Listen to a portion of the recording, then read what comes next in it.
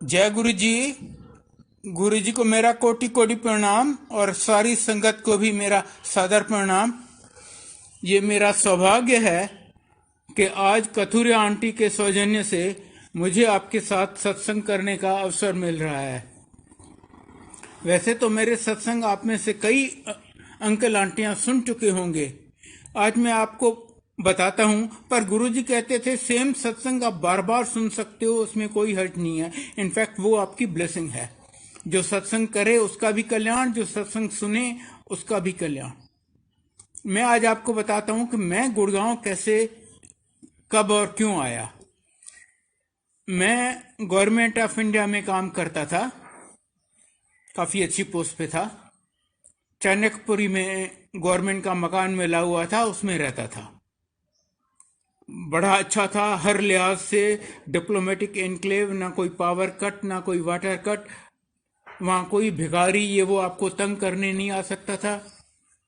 पर पता था रिटायर करेंगे मकान छोड़ना पड़ेगा।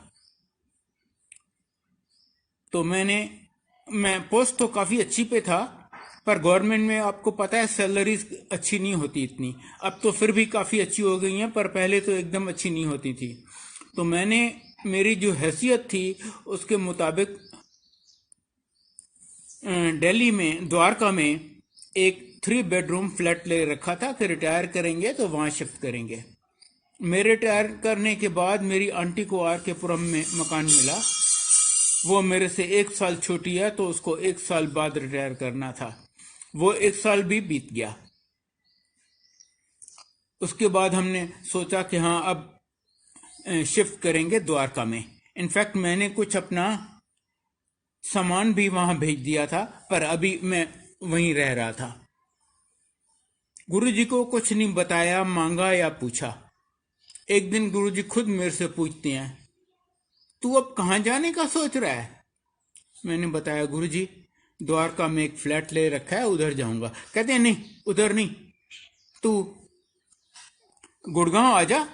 तो गुड़गांव को गुरुजी ने बहुत स्पेशली ब्लेस किया हुआ है। कहते हैं तू गुड़गांव आ जा, वहां पर तू एक 500 गज का प्लाट लेके वहां पर अपना मकान बना। मैं तो दंग रह गया सुन के। खैर गुरुजी की जो पर्सनैलिटी थी उनसे आप बहस तो कर नहीं सकते थे। बहस क्या, आप उनसे आंखें नहीं मिला सकते थे। हम उनको देखते रहते थे। जब वो हमें देखते थे, हमारी तरफ देखते थे, तो हमारी आंखें झुक जाती थी। मैंने सुन लिया और आ गए। हम घर जा रहे थे, गुरुजी को कुछ बोलने की हिम्मत नहीं पड़ी। हम घर जा रहे थे, मेरी आंटी और मैंने बात की।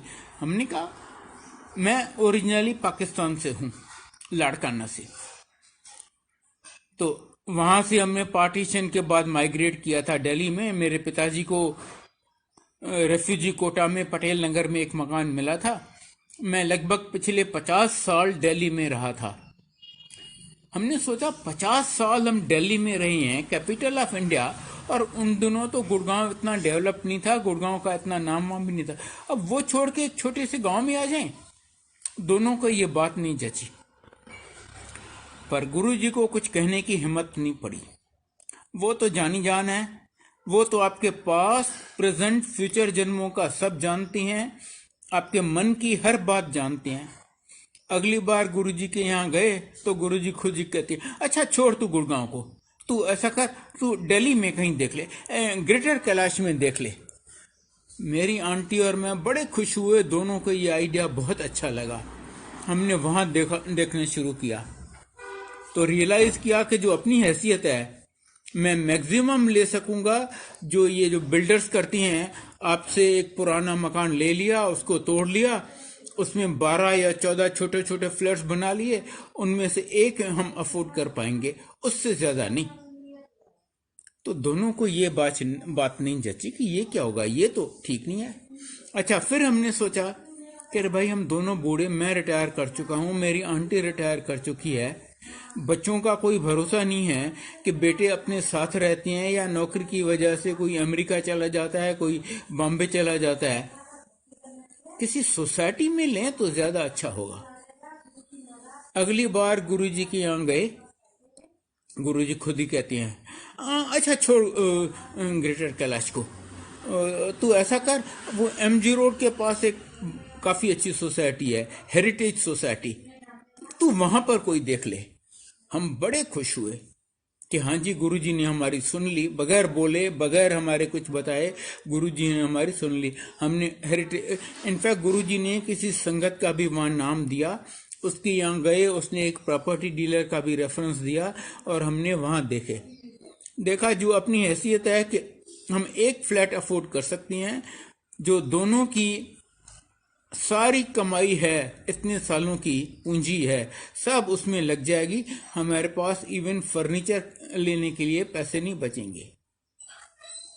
फिर हमने भी सोचा और सारे दोस्त रिश्तेदारों ने भी कहा, अरे भाई तुम कर क्या रहे हो, तुम एक फ्लैट ले रहे हो, ना जमीन तुम्हारी ना छत तुम्हारी, क्या कर क्या रहे हो तुम लोग। हम दोनों ने भी सोचा हाँ ये कह तो ठीक रहे हैं। अगली बार जब गुरुजी के यहाँ गए अगेन, पर गुरुजी को कुछ नहीं बोला। अगली बार गए गुरुजी के यहाँ तो गुरुजी कहते नहीं नहीं, हेरिटेज सोसाइटी को छोड़, तू अपना प्लाट लेके अपना मकान बना जैसे मैंने पहले कहा था। बड़े खुश हुए, हाँ जी ये बात तो ठीक है। अच्छा, तब हमने एक ब्लंडर कर लिया। हमने ये नहीं रियलाइज किया कि जब गुरुजी कह रहे हैं तो सारा अरेंजमेंट भी वही करेंगे। मैंने किसी तरह गुरुजी को रिक्वेस्ट किया कि गुरुजी थोड़ा छोटा प्लाट ले लें। कहते हैं अच्छा ठीक है, 360 गज का ले लो। गुड़गांव में 500 के बाद 360 is the normal next standard size. हमने, गुरुजी ने हमें एरिया बताई, हमने वहां देखने शुरू किए और एक पसंद आया, उसका हमने बयाना भी दे दिया।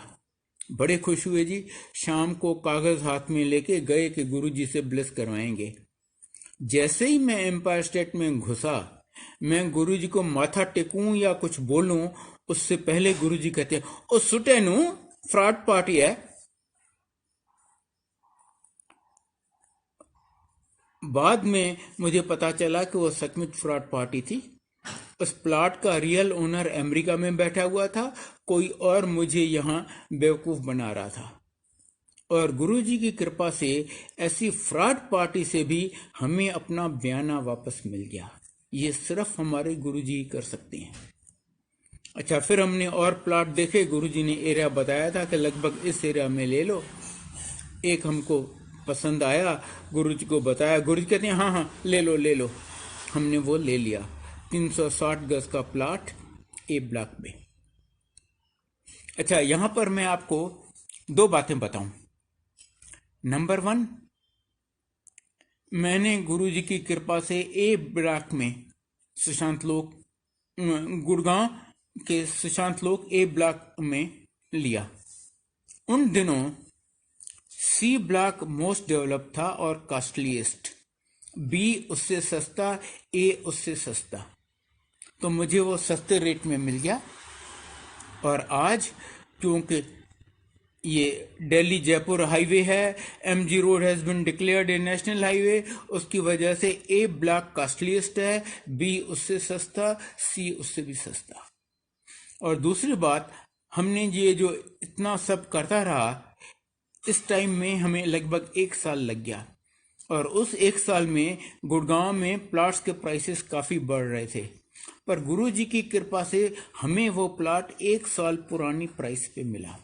हुआ ये कि वो प्लॉट किसी फाइनेंसर ने ले रखा था, उसका ओनर के साथ कॉन्ट्रैक्ट था कि मैं 31 दिसंबर तक ये बिकवा दूंगा, नहीं तो मैं अपने नाम पे ट्रांसफर करवाऊंगा।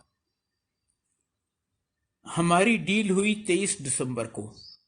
अगर हम वो हम प्लॉट नहीं लेते उससे, तो उसको 31 दिसंबर को अपने नाम पे ट्रांसफर करवाना पड़ता और उसको 5-7 लाख रजिस्ट्रेशन के लग जाते, इसलिए हमें वो सस्ता दे दिया, 1 साल पुरानी प्राइस पे हमें दे दिया। फिर सवाल आया कंस्ट्रक्शन का। अब मेरे काफी पैसे तो इसमें लग गए, मेरे पास इतने पैसे नहीं बचे कि मैं आधी फ्लोर कंस्ट्रक्ट कर सकूं। मैंने कहा नक्शा तो 3 फ्लोर का बना लेते हैं, देख लेंगे, कोई जरूरी थोड़ी कि मैं 3 फ्लोर बनाऊं, जब जैसे पैसे होंगे बना लेंगे। मैंने कंस्ट्रक्शन शुरू की, धीरे धीरे करके सब मेरे वो पैसे ऑलमोस्ट ख़त्म होने लगे। एक दिन गुरुजी मुझसे कहते हैं, मुझसे खुद पूछते हैं, तू पहले कहाँ रहता था? हालांकि वो तो जानी जान है, सब जानते थे। तू पहले कहाँ रहता था? मैंने बताया, गुरुजी पटेल नगर में पिताजी का मकान था। अच्छा। उन्होंने उस मकान को, उनका इतना पूछना, उन्होंने उस मकान को ब्लेस कर दिया। हुआ ये कि हम 8 भाई बहन हैं, 4 भाई 4 बहनें। मेरे पिताजी की डेथ को हुए कोई 25-1 साल हो गए थे।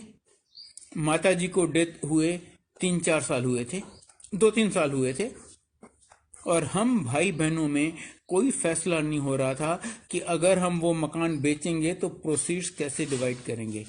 कोई भाई कहता था कि बहनों को भी हिस्सा देना चाहिए, कोई कहता था नहीं, बहनों को तो पापा ने डाउरी दी थी, उनको क्यों हिस्सा देंगे। लाइक दैट बात खटाई में थी।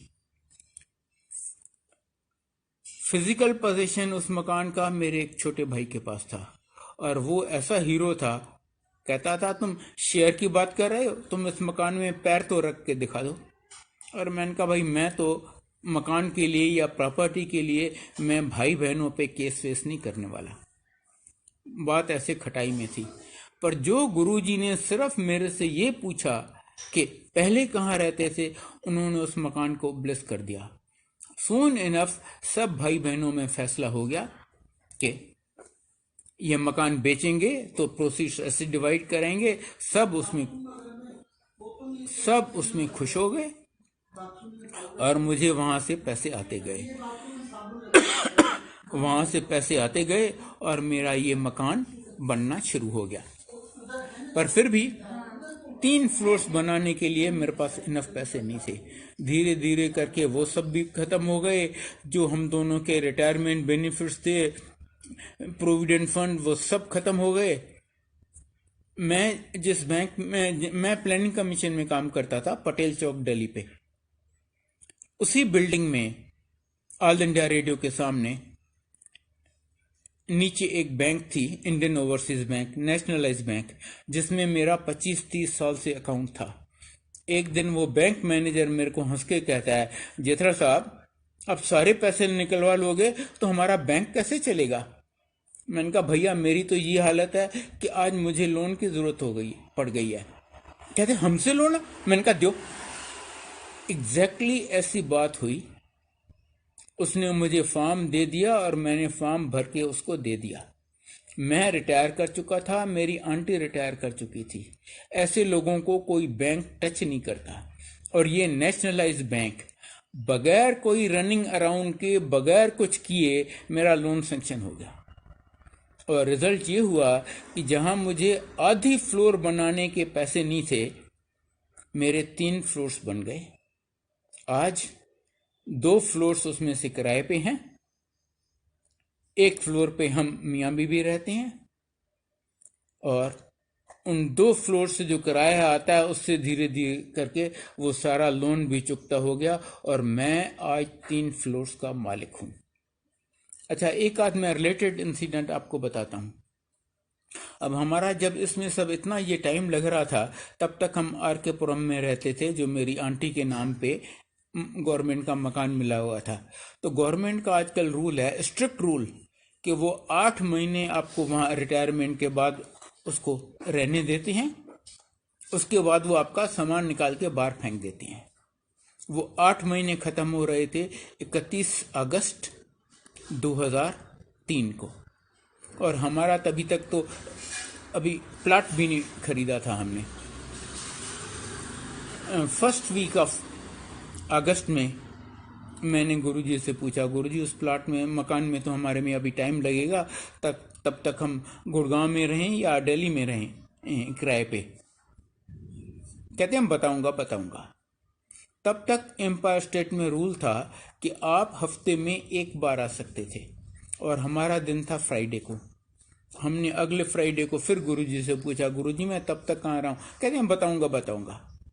अगले फ्राइडे को फिर पूछा, फिर वही जवाब। अगले फ्राइडे को पूछा, फिर वही जवाब। तब तक मेरे ख्याल 28 अगस्त हो गया।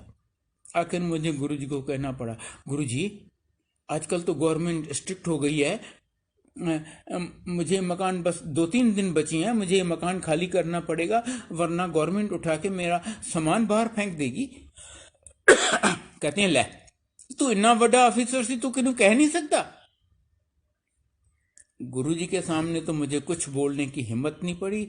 बाहर आए, मैंने अपनी आंटी को बोला। मैंने कहा, मैं किसी को नहीं बोल सकता, मैंने कभी ना ऐसा काम किया, मैं किसको बोलूंगा। यूं तो मैंने केसी पंत, मनमोहन सिंह, इन सब के अंडर काम किया था, वो सब मुझे अच्छी तरह जानते थे, पर मैंने कहा मैं किसी को ये नहीं कह सकता कि मुझे मकान में रहने दो अगेंस्ट द रूल्स। मैंने कहा, आज तो गुरुजी ने हमें फंसा दिया, वो कभी ऐसा करते तो नहीं है, आज पता नहीं कैसे हमें फंसा दिया। हम जा रहे थे घर, रात का लगभग 11-11:30 बजे होंगे।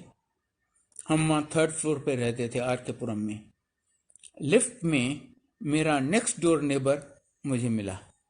मैं और वो एक दूसरे की शक्ल पहली बार देख रहे थे। हाँ, मेरी आंटी से एक आध बार उसकी थोड़ी बहुत बात हुई थी, पर हम एक दूसरे की शक्ल भी पहली बार देख रहे थे। तो वो खुद टॉपिक शुरू करता है, कहते, भाई साहब आप क्या ये मकान छोड़ने वाले हैं? मैंने कहा, भैया रिटायर किए 8 महीने हो गए हैं, ये मकान छोड़ना ही पड़ेगा। कहता, तुम्हारे बोलने से लगता है कि तुम ये मकान छोड़ना नहीं चाहते। मैंने कहा, भैया मेरा आज 28 तारीख हो गई है, मेरा कहीं कोई अरेंजमेंट नहीं हुआ अभी तक, समझ नहीं आता मैं क्या करूं। कहता, तो तुम यहां रहना चाहते हो?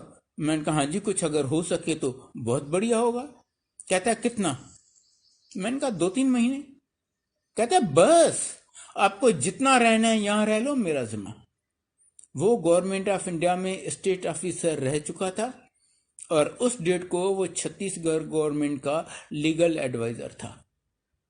बस जी, हम 2-3 महीने वहां और रहे, जब तक गुरुजी ने हमें बताया कि तब तक आप गुड़गांव में कोई लेके किराए पे वहां रह लाओ, और हमने यहाँ शिफ्ट किया। ये हैं हमारे गुरुजी। जहां मेरी आधी फ्लोर बनाने की हैसियत नहीं थी, 3 फ्लोर का मालिक मुझे बना दिया बढ़िया जगह में, ए ब्लॉक, सुशांत लोक वन, जहां 2 नेशनल हाईवेज वॉकिंग डिस्टेंस पे हैं।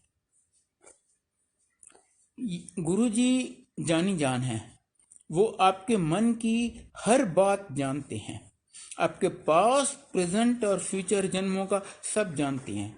इसीलिए उनको कभी कुछ नहीं बताना पड़ता, उनसे कभी कुछ नहीं मांगना पड़ता। बस आपको यहाँ आना है और उन पे विश्वास रखना है। गुरुजी बार बार कहते हैं, मंगो नहीं मनो। मैं इसके भी आपको रीजंस बताता हूँ। 3 रीजंस हैं क्यों नहीं गुरुजी से मांगना चाहिए।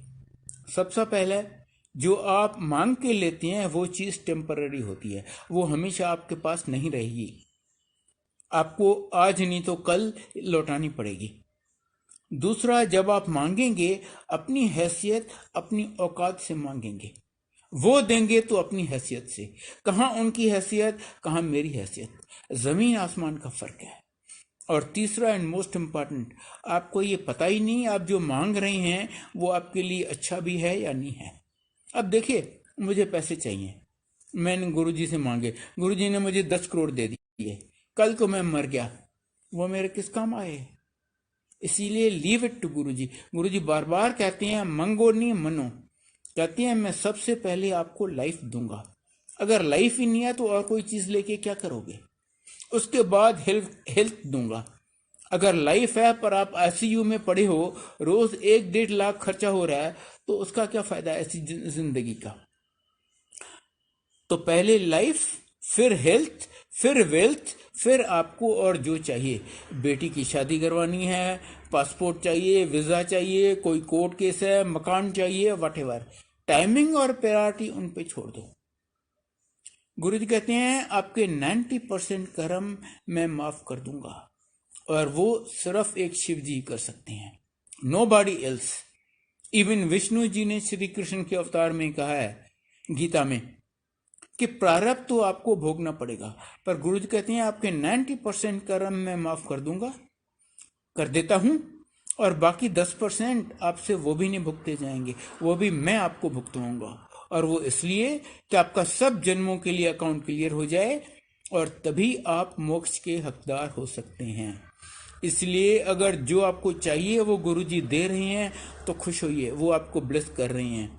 जो नहीं दे रहे, तरसा रहे हैं, तकलीफ में रख रहे हैं, तो भी खुश होइए, उनका शुक्रिया अदा कीजिए। वो आपके कर्म कटवा रहे हैं, आपको मोक्ष का हकदार बनवा रहे हैं। जैसे मुझे ये इतने महीने चक्करों में घुमाया, इधर उधर किया, वैसे उनके लिए कुछ भी मुश्किल नहीं है। आज मैं आपको बड़े मंदिर के बारे में भी कुछ बताना चाहूँगा। आई एम नॉट श्योर आप में से कितनों ने सुन चुका है। बड़े मंदिर की कंस्ट्रक्शन करवाई थी एक गुरुजी के बहुत ही प्यारे भगत हैं, रघुवीर सिंह अंकल। गुरुजी जलंधर में थे। रघुवीर सिंह अंकल को बोले तुम ये करो, मंदिर बनवाओ। वहाँ से डायरेक्शन इसको देते थे। इसने जगह वगह देखना शुरू की। एक जहाँ पर आज है ये मंदिर, वो जगह इसको पसंद आई। इसने गुरुजी को फोन पे बताया, गुरुजी मेरे को ये एक जगह पसंद आई है। अब जलंधर में बैठे हुए गुरुजी को तो पता था कि इसने कौन सी जगह पसंद किया। गुरुजी कहते हैं हाँ हाँ ले ले ले ले। इसने वो ले ली। वहां कंस्ट्रक्शन का काम शुरू हुआ तो दो मेजर प्रॉब्लम्स आए। एक तो वहां कुछ ये जो गुजर वुजर थे, हालांकि पैसे दे दिए इन्होंने वो सब, वो पर फिर भी वो ऑब्जेक्ट कर रहे थे मंदिर बनाने का। वो कई बार ये तोड़ देते, कभी वो काम नहीं करने देते। और दूसरा, जब वहां काम शुरू हुआ तो वहां हजारों छोटे छोटे पौधे थे। जिस पौधे को आप हाथ लगाएं उसमें एक बहुत ही पिक्यूलर कॉइल्ड स्नेक, किसी में एक, किसी में दो, किसी में चार। पहले दिन ये सब वर्कर्स भाग गए। अरे हम यहाँ रोटी कमाने आए हैं या मरने आए हैं? यहाँ तो इतने सांप हैं, यहाँ कौन काम करेगा? अब ये रघुवीर सिंह अंकल क्या करते? इन्होंने गुरुजी को फोन किया, गुरुजी यहाँ तो ये प्रॉब्लम है। गुरुजी कहते हैं अच्छा काम बंद रहने दो, मैं बताऊंगा। एक दो दिन बाद ये देखता है कि उस प्लाट की बाउंड्री पे कोई येलो चोले में सर्कल कर रहा है बाउंड्री। वो इतना दूर था, वो आदमी इतना दूर था कि ये उसको अच्छी तरह देख नहीं पाया, उससे बातचीत ये वो नहीं कर पाया। उसने एक चक्कर बाउंड्री का लगाया और वो उतर के पता नहीं कहाँ चला गया। अगले दिन इसने देखा फिर कोई ऑरेंज चोले में उस बाउंड्री को सर्कल कर रहा है। अगेन ये उससे बात नहीं कर पाया, उसकी अच्छी तरह शक्ल भी नहीं देख पाया। उसने एक सर्कल किया बाउंड्री का और वो चला गया। तीसरे दिन फिर कोई वाइट चोले में था और सेम एपिसोड रिपीट हुई। इसने मन में सोचा हो ना हो ये गुरुजी होंगे, और कौन ऐसे करेगा। इसने जलंधर मंदिर में फोन किया। फोन किसी सेवादार ने उठाया। ये अंकल पूछते हैं, अंकल परसों गुरुजी येलो चोले में थे? कहते हैं हाँ जी। कल गुरुजी ऑरेंज चोले में थे? हाँ जी। आज गुरुजी व्हाइट चोले में थे? हाँ गुरुजी मेरे सामने व्हाइट चोले में बैठे हुए हैं। नोट करने की बात है, गुरुजी ने यहाँ भी बाउंड्री सर्कल की और वो जलंधर मंदिर में भी बैठे हुए हैं। वो हर जगह हैं। ये मत सोचिए कि गुरुजी तो यहाँ नहीं है, वो हर जगह हैं। शाम को गुरुजी उस अंकल को, रघुवीर सिंह अंकल को फोन करते हैं, अंकल कल से काम शुरू कर दो, वहां कोई सांप नहीं होगा। अगले दिन इसने वर्कर्स को बुलाया। कहता है देखो आपकी आज की जितनी दिहाड़ी बनती है ये लो, मैं आपको इन एडवांस दे रहा हूँ, आप यहाँ काम शुरू करो। अगर किसी को सांप दिख जाए तो आप चले जाना, मैं ये दिहाड़ी भी आपसे वापस नहीं लूंगा। नहीं दिखे तो काम करो, मैं तुम्हें पैसे दे रहा हूं ना। और उस दिन के बाद वहां कोई सांप नहीं दिखा। इनफैक्ट गुरुजी कहते हैं वहां पर एक इच्छाधारी सांप का भी पेयर था, पर आज वो नहीं है। अच्छा, फिर जब काम शुरू हुआ तो ऑब्वियसली उसके लिए पानी चाहिए। इसने 1 2 3 कॉन्ट्रैक्टर्स को बुलाया, कोई वहां पानी लोकेट नहीं कर सका। ये बड़ा परेशान, ये क्या करता। आखिर इसने गुरुजी को बताया, गुरुजी नहीं सॉरी, आखिर किसी ने इसे बताया कि मालवा नगर में कोई रिटायर्ड एयर वाइस मार्शल है, अगर आपको कोई बता सकता है कि कहां पर पानी मिलेगा तो वो अंकल। मुझे ये पता है कि वो मालवा नगर में रहता है, उसका नाम ये है, पर उसका एड्रेस मुझे भी नहीं मालूम। इसने जाके मालवा नगर में ढूंढना शुरू किया। सोचा किराने वालों को पता होता है। एक किराने वाले से पूछा, दूसरे से पूछा, तीसरे से पूछा। तीसरे ने कहा हाँ हाँ हाँ, इस नाम का एक रिटायर्ड एयर वाइस मार्शल फला एड्रेस पे रहता है। उसने एड्रेस दे दी। वो अंकल के पास गया और रिक्वेस्ट किया, अंकल प्लीज मुझे चल के बताइए कि मुझे इस प्लाट पे पानी कहाँ मिल सकता है। वो कहता है ठीक है मैं बताऊंगा, पर मेरी एक छोटी सी शर्त है। मैं बहुत बिजी आदमी हूँ, मैं तुम्हें 20 मिनट से ज्यादा नहीं दे सकता। उसने कहा ठीक है, मेरा काम मेरे काम से, आप मुझे 20 मिनट में करो या 2 घंटे में करो, मुझे क्या फर्क पड़ता है। वो आया, अपने साथ एक पेक्यूलर वाई शेप इंस्ट्रूमेंट लेके आया और इधर इधर उधर ठोक के इसको 2 जगहें बता दी कि यहाँ पर इतना कम पानी है कि आधा इंच का पाइप डाल सकते हो और दूसरी जगह पे इतना पानी है कि 1.25 इंच का पाइप डाल सकते हो, और तीसरी किसी जगह पे आपको यहां पानी नहीं मिलेगा। उसके बाद वो रिटायर्ड एयर वाइस मार्शल जाके कहीं कोने में बैठ गया। 10 मिनट बीत गए, 20 मिनट, आधा घंटा, 1 घंटा, 2 घंटा, 3 घंटा, वो ऐसे बैठा रहा। आखिर रघुवीर सिंह अंकल उसके पास गए। भाई साहब, आपने तो कहा था मैं बहुत बिजी आदमी हूं, मैं आपको 20 मिनट से ज्यादा नहीं दे सकता।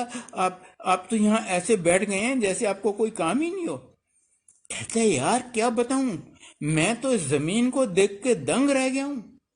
मैंने इंडिया की पूरी जमीन और दुनिया की आधी जमीन ऊपर से बाय एयर सर्वे की है, पर इस जितनी पवित्र जमीन मैंने दुनिया में कहीं नहीं देखी। क्या तो जमीन है। बाद में गुरुजी ने कंफर्म किया था कि इस जमीन में तो, यहाँ पर तो पता नहीं कितने हजारों ऋषियों मुनियों ने इतना तप किया है और ये महापवित्र जमीन है। फिर सवाल हुआ कंस्ट्रक्शन करवाने का। गुरुजी ने आर्किटेक्ट को बोला कि ये जो मेन हॉल होगा उसके रफली बताया कि मुझे कैसा मंदिर कैसे बनवाना है। बोला जी मेन हॉल के ऊपर मुझे ऊपर एक बहुत बड़ा ये ऐसा शिवलिंग चाहिए। आर्किटेक्ट ने फ्लैटली रिफ्यूज कर दिया। कहता है इतना बड़ा शिवलिंग, उसको तो नीचे से पिलर का सपोर्ट देना पड़ेगा। गुरु कहते हैं नहीं, मुझे तो पिलर का सपोर्ट नहीं चाहिए, मुझे तो यहाँ संगत बिठानी है और मैं नहीं चाहता कि मेरे और संगत के बीच में कोई ऑब्स्ट्रक्शन हो। कहते हैं गुरुजी बगैर सपोर्ट के ये बन ही नहीं सकता, वो तो अपनी वेट से ही कोलैप्स कर जाएगा। जब उसने एकदम रिफ्यूज कर दिया, गुरुजी कहते हैं अरे अंकल तू बना तो सही, मैं इसको कंधा दूंगा। उसने वो बनाया, वो बना। उसके बाद आज उसके ऊपर इतनी वो ग्रेनाइट की टाइल्स लगा दी गई हैं, इतना हेवी शैंडलियर वहां से लटकाया गया है, और वो आज तक इतने साल हो गए सेफ एंड साउंड है। ये सब सिर्फ गुरुजी की मेहर है। फिर आगे जो वो वाइट शिव जी की मूर्ति है उसके बारे में मैं बताऊं आपको। वो मूर्ति इसने बनवा ली, ले आया, और गुरुजी से फोन, गुरुजी जलंधर में ही थे, फोन पे डिस्कस हुआ जी फला दिन मैं दिन को 12 बजे इसको मूर्ति को सेट करवा दूंगा। वो दिन आ गया, 11:30 बज गए। समहाउ अंकल उसके लिए कोई क्रेन अरेंज कर नहीं पाए। 11:30 बज गए। कहता है यार ये कोई क्रेन ही नहीं मैं अरेंज कर पाया, मैं गुरुजी को क्या मुंह दिखाऊंगा, बड़ा परेशान। सामने से देखा एक बड़ी क्रेन आ रही है जिसको इसने नहीं बुलाया था। वो क्रेन आके इसके पास रुक गई। ड्राइवर उतर के इससे पूछता है भाई साहब आपको यहाँ कोई शिव जी की मूर्ति रखवानी है? कहते हाँ हाँ हाँ। कहते मैं वो रखने के लिए आया हूं। क्वाइट ऑब्वियसली गुरुजी ने वो सब अरेंज किया, गुरुजी ने उसको भेजा था। वो मूर्ति जब रख रहे थे, एट वन स्टेज वो मूर्ति थोड़ी टेढ़ी हुई। गुरुजी के टोन में उससे आवाज आई, अरे ध्यान से रखो, मुझे गिराओगे क्या? अच्छा, ये जो शिवलिंग है, गुरुजी कहते हैं पूरी पृथ्वी पे आप जानते होंगे 12 ज्योतिर्लिंग हैं। गुरुजी कहते हैं पूरी पृथ्वी पे जो 12 ज्योतिर्लिंग हैं उन सब में मिला के जितनी शक्ति है उससे ज्यादा शक्ति मैंने इस एक शिवलिंग में दी है। अगर आप गलती से बाय चांस इसके साए से भी गुजर गए ना, आपका क्या, आपकी पूरी फैमिली का कल्याण निश्चित है। ऑब्वियसली उनको पता था, वो तो जानते हैं कि ये कोविड आने वाला है और लोग मंदिर के अंदर नहीं जा सकेंगे। कहते हैं अगर आप बाहर से इसके आसपास से भी गुजर गए ना, आपका और आपकी पूरी फैमिली का कल्याण निश्चित है। अच्छा, मैं आपको अब वो जो एंट्रेंस पे समाधि के पास गणेश जी है उसके बारे में बताता हूं। जब उस गणेश जी को वहां स्थापित किया गया, गणेश जी ने अपनी आंखें खोली थी, नीली नीली ब्यूटीफुल आंखें।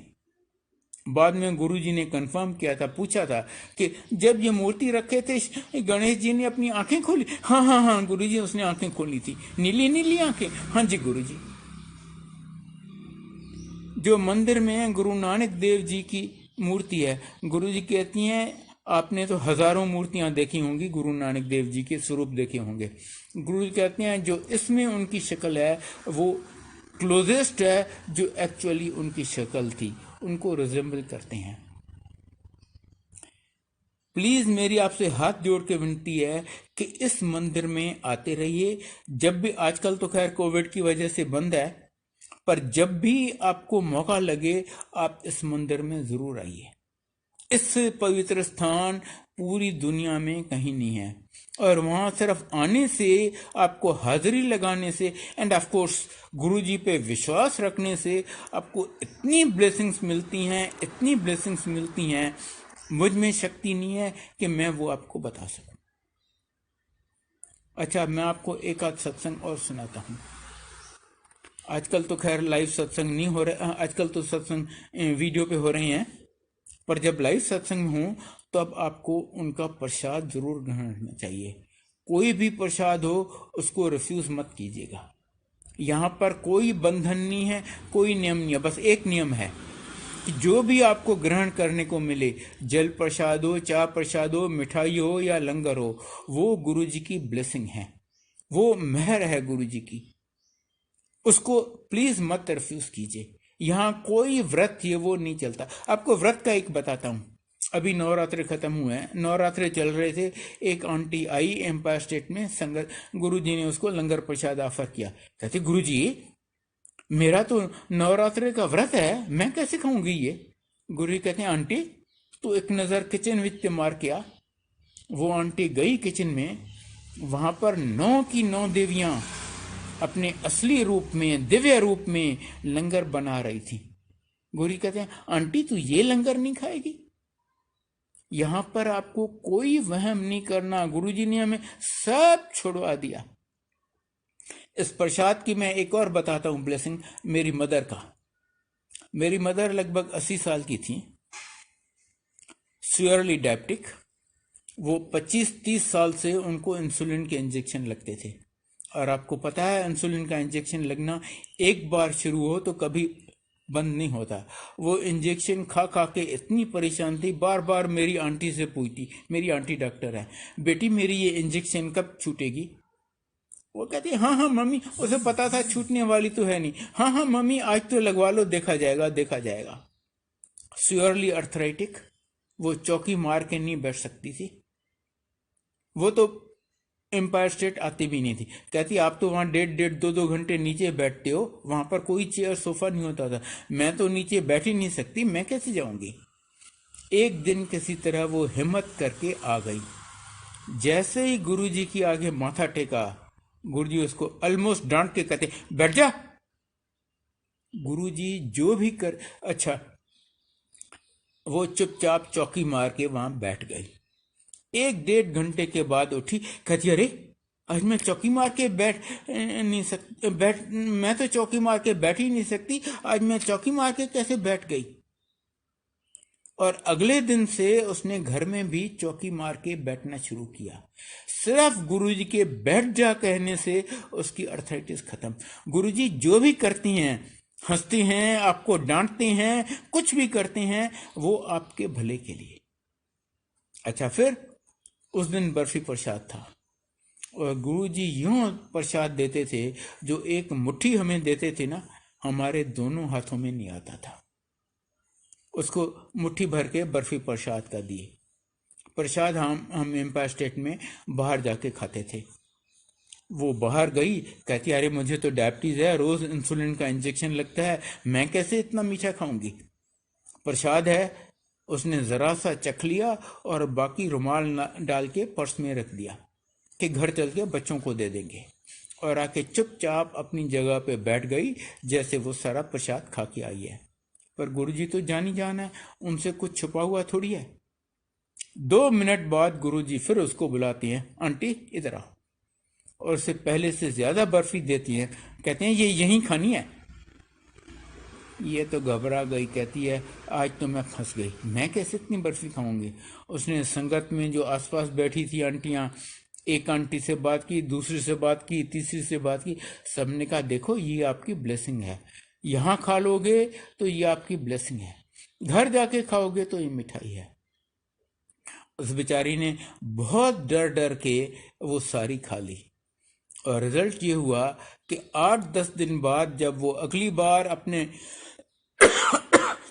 डायबिटीज एक्सपर्ट के पास गई, वो कहते हैं तुम्हारी डायबिटीज तो वेल अंडर कंट्रोल है, आज से इंजेक्शन बंद कर लो, रोज सिर्फ एक टैबलेट खा लिया करो, जो कि मेडिकली इम्पॉसिबल है। इंसुलिन की इंजेक्शन एक बार लगना शुरू हो कभी बंद नहीं होती। पर गुरुजी तो कहते हैं ना, मैं शुरू वहां पर होता हूं जहां आदमी की सोच या मेडिकल साइंस खत्म होती है। तो बस मेरी आपसे हाथ जोड़ के विनती है कि आप यहां आते रहिए और गुरुजी की ब्लेसिंग्स लेते रहिए। और फर्स्ट हैंड एक्सपीरियंस से मैं आपको गारंटी दे सकता हूं कि आप जितना सोच सकते हैं उससे बहुत बहुत ज्यादा ले जाएंगे, बिन मांगे, बिन एक अक्षर बताए। आई थिंक आज मैं यहीं खत्म करूंगा। अगर गुरुजी ने चाहा तो फिर कभी आपसे सत्संग कर लूंगा। अब मुझे आज्ञा दीजिए। गुरुजी को वंस अगेन मेरा कोटि कोटि प्रणाम, और आप सारी संगत को भी मेरा सादर प्रणाम।